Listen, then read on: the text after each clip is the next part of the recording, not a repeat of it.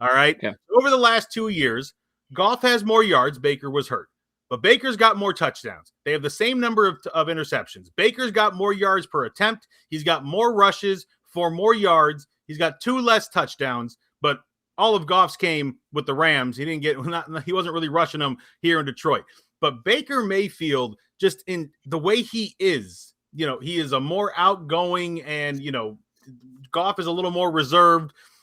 And there's just that ability to be a little more dynamic than Jared Goff. Now, I am not saying that Baker Mayfield is going to turn us into a winner. We are not going to be winners next year anyway. We might get to around 500 if everything goes well. If everything goes well, I think we get around 7-9. Or what is it now? No, sorry, 8-9. So used to 16 game seasons. 8-9, 7-10, something like that. If everything goes well, in my mind, that's our ceiling, because we're still not a good football team yet. Now, Holmes still has time with the draft and everything coming up. But for just entertainment as a Lions fan, why wouldn't you rather have Baker? Well, I mean, when you position it like that, and you're like, for entertainment purposes, as a fan of football, that's what I want. Entertain me. I've never been impressed with Baker Mayfield.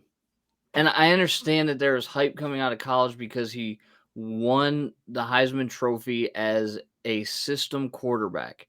But if you look at Baker Mayfield, he's had a good year. He's had a below average year.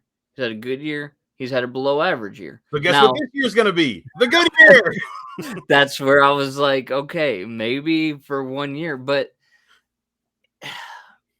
I don't know. The only way you do this is if it financially makes sense, right? Right. Because we have, and I have to remember the number because I don't know it off the top of my head, but Goff already has his contract for next year, which is a significant amount of money. Yeah, he got a big one from the Rams before coming over here. Baker also, I think, has like 18. Just almost 19, 18.8 in salary. Okay. So a lot of money to tie up for just entertainment value. If you can get the Browns to eat a portion of that, kind of like the Teddy Bridgewater trade. The Browns. The Browns know this by now. They're going to have to eat part of it to get any, because he's got no shooters. He's got no realistic shooters. So they know they're going to have to eat part of this contract. And that, to me, speaks volumes. First of all, there's not many teams that are very interested in getting him, because why would you want your quarterback to literally be a flip of the coin on the season that you're going to have? It's either going to be good or it's going to be below average, or it's going to be good or it's going to be below average, right? I've just never been impressed. Like, I'm not an Ohio State fan, as you can tell, by any stretch of the imagination. But when you go into the horseshoe and then you plant your flag in the middle of the field, of a turf field where it's not going to stand up anyways, that shows me the intelligence that you're working with. And I'm like, I don't want this guy leading my team.